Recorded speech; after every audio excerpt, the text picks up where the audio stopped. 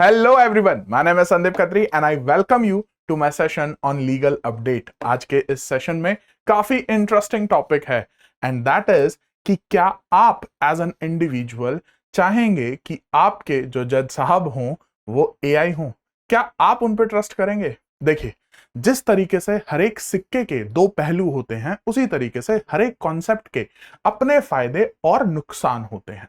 तो सबसे पहले जानते हैं कि अगर एक एआई जज हमारे केस को डिसाइड करता है तो उसके फायदे क्या होंगे और उसके नुकसान, यानी कि उसमें प्रॉब्लम्स क्या क्या आएंगी। तो सबसे पहले फायदे की तरफ देखते हैं। Speed and efficiency, without any doubt as a human beings हम एआई से स्पीड और एफिशिएंसी में तो कंपीट नहीं कर सकते हैं। तो जो हमारी जुडिशरी की एक बहुत ही मेजर प्रॉब्लम है, that is pendency of cases, क्या वो यहां पर रिजॉल्व हो सकती है? ये सोचने वाली बात है। दूसरा, फेयरनेस। देखिए, जब हम जजेस के बारे में बात करते हैं तो एक जो आपका सबसे फंडामेंटल प्रिंसिपल है, the principle of natural justice, that is fairness, which means कि किसी भी तरीके का किसी पार्टी को अनफेयर एंड्यू एडवांटेज हमें नहीं देना है। तो क्या हम वो एआई से मच बेटर एक्सपेक्ट कर सकते हैं फ्रॉम ह्यूमन बींग्स? क्योंकि at the end of the day हम हैं तो इंसान ही। And the third one is cost reduction, which means कि यहां पर आपको जो फैसिलिटीज, एक इंफ्रास्ट्रक्चर जो आपको एक जज को प्रोवाइड करना होता है, कंपैरेटिवली उससे बहुत ही कम आपको जो है वो एआई को प्रोवाइड करना होगा। तो ये तो हो गए कुछ फायदे। हाँ, इसके अलावा भी और भी लिस्ट आप इसमें ऐड ऑन कर सकते हो। ये मैंने वो पॉइंट्स आपको बताए हैं जो कि टू द पॉइंट आपको तभी दिमाग में आ जाते हैं। तो अगर आपको लगता है कि और भी फायदे हो सकते हैं तो do tell me in the comments. अब बात करते हैं कुछ प्रॉब्लम्स की। तो देखिए, क्या क्या प्रॉब्लम्स हैं। तो सबसे पहला और सबसे बेसिक प्रॉब्लम एआई जज के साथ हमें देखने को मिलता है, baked in bias, which means कि देखिए, जब हम लॉ के बारे में बात करते हैं तो एक बहुत ही इंपॉर्टेंट पॉइंट ये है कि लॉ इवॉल्व भी होता है जैसे जैसे हमारी सोसाइटी इवॉल्व होती है। मैं कुछ एग्जांपल्स आपको देता हूं। जैसे कि अडल्ट्री। एक वक्त था कि अडल्ट्री हमारे देश में एक ऑफेंस था अंडर आईपीसी 1860, लेकिन उसके बाद, और इस पर बहुत सारी जजमेंट्स भी आई, सुप्रीम कोर्ट की जजमेंट्स आई जिसमें सुप्रीम कोर्ट ने कंफर्म किया कि हां जी, अडल्ट्री एक ऑफेंस रहेगा। लेकिन फाइनली 2018 में हमने, सुप्रीम कोर्ट ने अपनी ही जजमेंट्स को ओवर रूल कर दिया, जो कि वो कर सकते हैं। तो इन शॉर्ट बात यह है समझने की कि जिस तरीके से सुप्रीम कोर्ट अपनी जजमेंट्स को ही ओवर रूल कर सकता है, क्या एआई उस तरीके से काम कर पाएगा? क्योंकि एआई में तो हम जो भी अपना डेटा प्रोसेस करवाएंगे वो उसी डेटा के अकॉर्डिंग ही जजमेंट देगा। तो वो जो हमारी न्यू प्रॉब्लम्स हैं या हिस्ट्री में जो हमने मिस्टेक्स की हैं एंड सो ऑन, उनसे हम किस तरीके से जो है वो निपट पाएंगे। तो ये एक बहुत ही इंपॉर्टेंट प्रॉब्लम है। इसके अलावा अगर मैं बात करूं तो टोटल लैक ऑफ एम्पैथी। तो देखिए, एक एग्जांपल से समझते हैं। अगर हम बात करें मर्डर जैसे ऑफेंस की, तो एक मर्डर को करने के हजारों तरीके हो सकते हैं, लेकिन जब आप मर्डर में सेंटेंस सुनाते हो तो यह बहुत जरूरी है कि मर्डर किसने किया, किसका किया, क्यों किया, किस मैनर में किया, किन सर्कमस्टांसेस में किया। ये सारे फैक्टर्स भी बहुत इंपॉर्टेंट होते हैं ये डिसाइड करने के लिए कि कितना सेंटेंस जो है वो एक पर्टिकुलर केस में एप्रोप्रिएट रहेगा। आज की अगर मैं बात करूं, आज की तारीख में एआई इतना डेवलप नहीं हुआ है कि वो आपको एम्पैथी भी शो कर सके। हां, हम ये जरूर कह सकते हैं कि आने वाले समय में, शायद 1, 2 या 5 साल में, आपको ये फीचर्स भी जो हैं वो प्रॉब्लम्स में ना लिखने की जरूरत पड़े। बट हां, आज की तारीख में तो ये प्रॉब्लम है। और नेक्स्ट है लैक ऑफ अकाउंटेबिलिटी। देखिए, जब जजेस से गलती होती है तो उन केसेस में उनके ऊपर मिसकंडक्ट भी लगता है। जैसे कि फॉर एग्जांपल, अगर कोई करप्शन है तो वहां पर इंपीचमेंट भी होता है और उनको पनिशमेंट भी सुनाई जाती है। लेकिन अगर एआई से गलती होती है तो यहां पर अकाउंटेबिलिटी किसकी होगी? रिस्पॉन्सिबल कौन होगा? आप किसको पनिशमेंट देंगे? एआई के डेवलपर की टीम को, या डेवलपर के सीईओ को, या फिर किसी और को, गवर्नमेंट को, या फिर जो पर्सन्स अकाउंटेबल हैं, जो पर्सन कोर्ट में अवेलेबल हैं, क्या उनको जो है उस एआई की गलती की सजा मिलेगी? तो यहां पर अकाउंटेबिलिटी किसकी होगी अगर कोई गलती होती है तो ये है आपके प्रॉब्लम एरियाज। अब हम जानते हैं कि ये मुद्दा उठा ही क्यों, और उससे पहले एक important information for all the law students, the new session sale is live, जो कि आपके 25 जून से 29 जून तक चल रही है। इसमें आपको जो है डिस्काउंट मिल रहा है अप टू 50% का। तो जितने भी आपके ऑनलाइन कोर्सेज हैं, चाहे वो जुडिशरी का कोर्स हो या फिर आपका एपीओ का कोर्स हो, आप इसका बेनिफिट ले सकते हैं। जैसा कि आपको स्क्रीन पे नंबर दिख रहा होगा, आपके जो भी क्वेश्चंस हैं, जो भी क्वेरीज हैं, वो आप इस कॉन्टैक्ट नंबर पे कॉल कर अपने जो है क्वेश्चंस पूछ सकते हो, 8750187501। अब आते हैं मेन कॉन्सेप्ट पे कि सर ये मुद्दा ही क्यों उठा कि एआई जज की जरूरत है या नहीं है। तो इसके बैकग्राउंड को समझते हैं। मार्च 2026 में सुप्रीम कोर्ट बेंच ने, जिसको हेड कर रहे थे जस्टिस पीएस नरसिम्हा जी, उन्होंने ऑफिशियली क्रिटिसाइज किया है ट्रायल कोर्ट को। और इस ट्रायल कोर्ट ने क्या किया? For relying on non existent judgments generated with the help of AI. तो जिस तरीके से लॉ स्टूडेंट्स बहुत फेमस होते हैं कि वो जब उनके कॉलेज में एग्जाम्स आते हैं तो वो अपने ही XYZ मनगढ़ंत नामों को सोचकर जजमेंट्स बना देते हैं।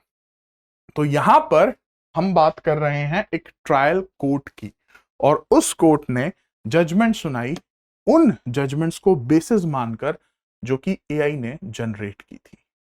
अब यह अपने आप में एक बहुत बड़ा इशू है, जिसपे सुप्रीम कोर्ट ने कहा कि ये जो है सिर्फ एक एरर नहीं है डिसीजन मेकिंग में, ये तो एक अपने आप में जुडिशियल मिसकंडक्ट है।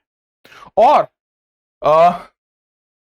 ये आगे कंटिन्यू ना हो, आगे रिपीट ना हो, इसके लिए सुप्रीम कोर्ट ने जो है एक कमिटी बनाई, जो कि कमिटी में आपके डिफरेंट सुप्रीम कोर्ट जजेस हैं, और वो कमिटी जो है AI adoption across Indian courts पर जो है वो रेगुलेशंस जो हैं वो ड्राफ्ट करेंगे।